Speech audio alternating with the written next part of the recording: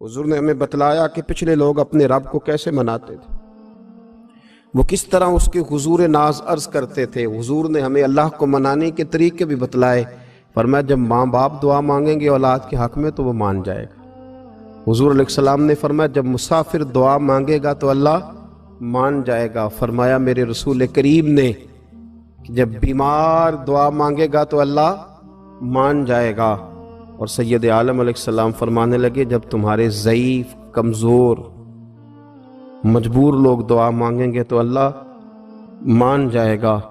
और हुजूर ने फरमाया जब तुम फ़र्ज़ अदा करके दुआ मांगोगे तो अल्लाह मान जाएगा। और मेरे महबूब ने फरमाया जब पिछली रात उठ के तुम उसके हुजूर अर्ज़ करोगे तो वो तुम्हारी दुआओं को कबूल कर लेगा, वो तुम मान जाएगा। और हुजूर ने हमें दिन बताए, फरमाया जुमे वाले दिन मांगना मान जाएगा, शब कदर को मांग लेना मान जाएगा, शब बारात में दुआएं करना वो मान जाएगा, रमज़ान की रातों में मांगना मान जाएगा, कुरान पाक के ख़त्म के मौके पर दुआ करना मान जाएगा। तरीके बतलाए। अब ये है कि हमने तो मांगना था ना उसकी बारगाह में, हमने तो हाजिर होना था, हमने तो जाना था। अब हमने आगे बढ़ना है, उसके हुजूर अर्ज करना है। हुजूर ने हमें बतलाया कि मोमिन मुत्तकी होता है ना, परहेजगार होता है, तो इसने कुछ नेकियां भी की होती हैं। जिस तरह इसे अपने गुनाहों का पता होता है ना, इसे पता होता है कि नहीं यार फलां काम मैंने फ़कत अल्लाह की रज़ा के लिए किया हुआ है, वो मेरा और मेरे रब का राज है। फरमाया जब तुम बड़े उलझ जाओ ना, जब तुम बड़ी आजमाइश में आ जाओ और जब तुम समझ लो कि अब मैं बड़ी तकलीफ में आ गया हूं, तो फिर एक तरीका हुजूर ने हमें और भी बतलाया मांगने का, एक और तरीका भी बतलाया। और वो रवायत सही मुस्लिम में मौजूद है। रावी हजरत अब्दुल्ला इब्न उमर रदी अल्लाह ताला हुजूर फरमाते हैं 3 लोग सफर कर रहे थे। ये आप अंदाजा फरमाइए, सही मुस्लिम की हदीस है। और जरा हुजूर के समझाने का एक ये रंग भी है अल्लाह को मनाने का, एक ये अंदाज भी है उसकी बारगाह में गुजारिशात पेश करने का। ये भी एक तरीका हुजूर ने हमें बतलाया। अगरचे अपनी नेकियों को छुपाना चाहिए, नेकियां जो छुपी हुई होती हैं वो कीमती होती हैं, वो कीमती चीजें होती हैं जो लोगों ने छुपा करके रखी होती हैं। हजरत अब्दुल्ला इब्न उमर फरमाने लगे कि नबी पाक सल्लल्लाहु अलैहि वसल्लम फरमाते हैं 3 लोग सफर कर रहे थे, रास्ते में तूफान आ गया, तेज बारिश शुरू हो गई, तो हुजूर फरमाते हैं वो तीनों बारिश से बचने के लिए एक गार में छुप गए। उनको पता है पुराने ज़माने के अंदर गारें होती थी और लोग जब सफ़र करते थे लंबे तो पत्थरों और पहाड़ों के बीच में से सफ़र करते थे।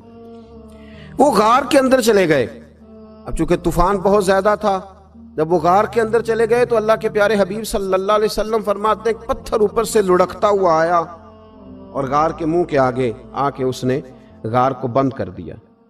अब इतना तेज और इस मजबूती के साथ वो पत्थर लगा और इतना सही फिट हुआ कि अंदर रोशनी आनी भी खत्म हो गई। अब 3 लोग हैं। थोड़ी देर तो वो परेशान रहे कि शायद अब कभी बच नहीं सकेंगे, शायद चारों जानिब अंधेरा ही है और अंधेरा ही रहेगा, शायद यहां से निकलने के लिए अब हमें कोई रास्ता मुयस्सर नहीं आएगा। वो पहले तो परेशान हुए, फिर कहने लगे यार इस तरह करो, जरा गौर कीजिएगा मेरी बात पे। फरमाया इस तरह करो, अगर कोई जिंदगी में नेकी की है ना तो जरा उस नेकी को याद तो करो और याद करके उस मालिक के हुजूर अर्ज तो करो, वो करीम है, कोई आखो शायद मन जावे ते गल कम ततड़ी दा बन जावे, अर्ज तो करो उनमें से। ये आप अंदाजा फरमाइए, ये बात बयान कौन कर रहा है? ये मदीने वाले रसूल बयान कर रहे हैं, ये नबी पाक अलैहिस्सलाम ने बयान फरमाया। ये वो कहानी है जो हमें हमारे नबी पाक ने सुनाई, रसूल करीम अलैहिस्सलाम ने हमें बतलाई, ये दास्तान मोहब्बत। हुजूर फरमाने लगे एक ने उनमें से हाथ उठाए और उसने अंदाज क्या छेड़ा, अर्ज करने लगा अल्लाह तो जानता है ना मैंने बकरियां रखी हैं, मैं गरीब हूं, मजदूर हूं, और मालिक तू ये भी जानता है कि मेरे बच्चे भी हैं, बीवी भी है, पर मैं जब भी घर लौटा हूं तो दूध मैंने बच्चों और बीवी को पहले नहीं दिया, बूढ़े माँ बाप को पहले दिया। अल्लाह मैंने उनके साथ हमेशा करम के बाजू खोल कर मामला किया। वो गार में तन्हा बैठे हैं और अपने मालिक को मना रहे हैं। عرض کرتے ہیں اللہ تجھے یاد ہے نا ایک رات جب میں بڑی دیر سے لوٹا تھا، لکڑیاں کاٹتے، درخت تلاش کرتے، مجھے دیر ہو گئی، میں دیر سے لوٹا تھا، نیت یہ کر رکھی تھی کہ دودھ سب سے پہلے ماں باپ کو پلاؤں گا۔ مالک جب میں لوٹا تو وہ بوڑھے تھک ہار کے سو گئے تھے۔ میری بیوی نے مجھے کہا کہ بچوں کو پلا دو، وہ سو گئے، تو میں نے کہا نہیں، میرے ذمے ہے ان بوڑھوں کے دل کو ٹھنڈا کرنا، ان سے پیار کرنا۔ اللہ بیوی مانگتی رہی، بچے طلب کرتے رہے، میری ٹانگوں میں گھومتے رہے، بار بار آتے رہے، اور میں نے دودھ نہیں پلایا۔ اے مالک فجر ہو گئی، آفتاب طلوع ہونے کا وقت آ گیا، پر میں نے ماں باپ کے بیدار ہونے کا انتظار کیا۔ اے اللہ، وہ جب اٹھے تو ان کی آنکھوں میں جو میرے لیے دعا تھی اور ان کے سینوں میں جو میرے لیے کرم تھا، اگر تیری بارگاہ میں وہ نیکی قبول ہے تو مالک پھر رحم فرما، نہ اس مشکل سے آسانی عطا فرما۔ سنو سنو، رسول کریم صلی اللہ علیہ وسلم فرماتے ہیں کہ اس بندے کی دعا مکمل ہوئی تو پتھر تھوڑا سا سرک گیا، اور اتنا سرکا کہ آسمان نظر آنے لگا۔ جس نے ماں باپ کو منایا ہے، ان سے پیار کیا ہے، پھر یہی بات وسیلہ بن جائے گی رب کے ماننے کا، پھر یہ وسیلہ بنے گی، اللہ اس سے مان جائے گا۔ پھر رسول کریم صلی اللہ علیہ وسلم فرمانے لگے، دوسرا بولا اور عرض کرنے لگا کہ اے اللہ تو جانتا ہے مجھے اپنے چچا کی بیٹی بھانے لگی تھی، میں اس کی طرف رغبت کرنے لگا تھا، اور میں نے جب اس سے جا کے ارادہ کیا کہ میں تیرا طالب ہوں، تو اس نے مجھے کہا کہ پہلے 100 دینار لاؤ۔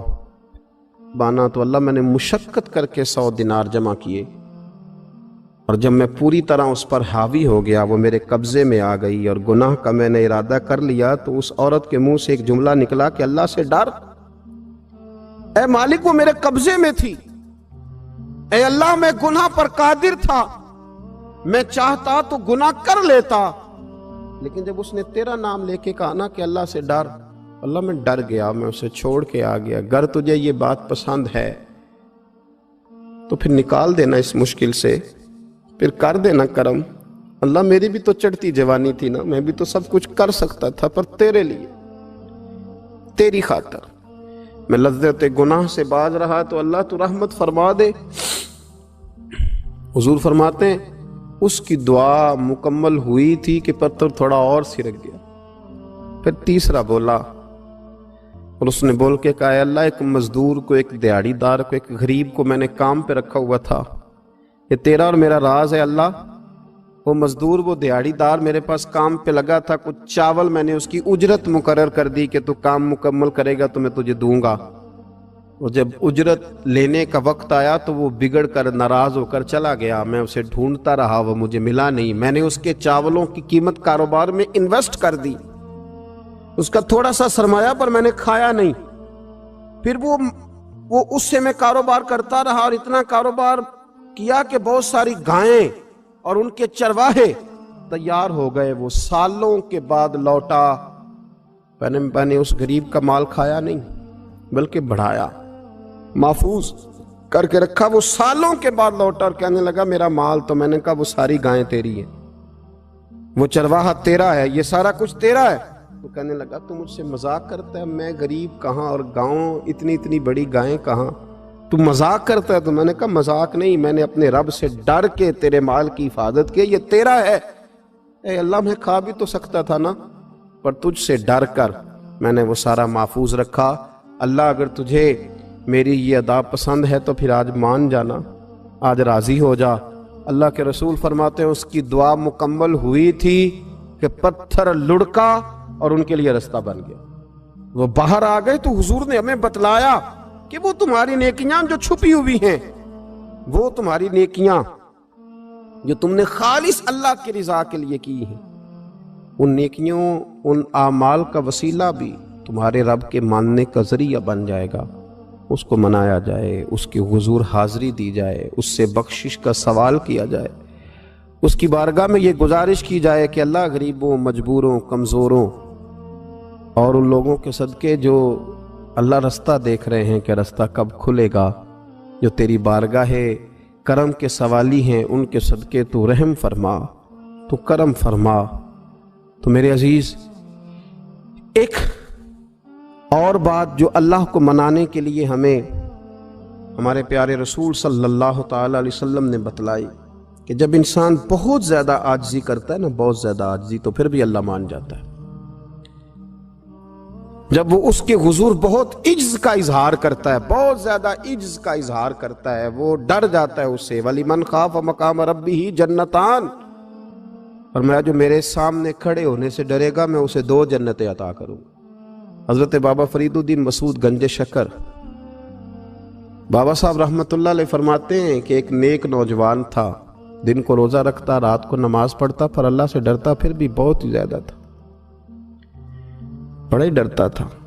موت کا وقت آیا تو ماں ہی تھی بس اس کی، تو ماں سے کہنے لگا اماں تو میری ماں ہے، میرے ساتھ 3 وعدے تو کر۔ اس نے کہا پتر تو بتا، آخری ہج کی لے رہا ہے اور اس غریبنی ماں سے تو وعدہ لے رہا ہے، بتا کیا وعدہ ہے؟ تو عرض کرنے لگا اماں جب میں مر جاؤں نا تو میرے گلے میں رسی ڈال کے تو مجھے گھمانا گھر کے صحن میں، اور لوگوں کو کہنا جو رب کی نافرمانی کرے اس کا یہی حال ہوتا ہے۔ یہ اعلان کرنا جو اللہ کے نافرمان ہوں ان کا یہی اشر کیا جانا چاہیے۔ اور اماں پھر دوسرا وعدہ کر، میرا رات کو جنازہ اٹھایا جائے، میں نہیں چاہتا کہ کسی کے منہ سے یہ لفظ نکل جائیں کہ وہ دیکھو اللہ کا نافرمان جا رہا ہے، رات کو میرا جنازہ اٹھانا۔ اور اماں تیسرا میرے ساتھ وعدہ کر کہ لوگ مجھے دفن کر کے آ جائیں گے تو میری قبر پہ چلی جائے گی، عمل میرے پاس کوئی نہیں، پر مجھے لگتا ہے ماں کے قدموں کی برکت سے عرش کا مالک بھی رحم فرمائے گا۔ اماں تو وعدہ کر کہ میرے ساتھ وعدہ کر۔ بابا صاحب رحمۃ اللہ علیہ فرمانے لگے کہ ماں، بوڑھی ماں نے وعدہ کر لیا، کہا بیٹے ٹھیک ہے، اگر تیری یہی ضد ہے تو میں تیار ہوں۔ پھر اس نے کلمہ شہادت پڑھا، اس نوجوان کی روح پرواز کر گئی، بوڑھی ماں نے رسی منگائی تو وَلِمَنْ خَافَ مَقَامَ رَبِّهِ جَنَّتَانِ، جو ڈر جائے، اس نے تو کہا تھا نا کہ رسی ڈال کے گھمانا اور کہنا یہ اللہ کا نافرمان ہے، اس کا یہی اشر ہونا چاہیے تھا۔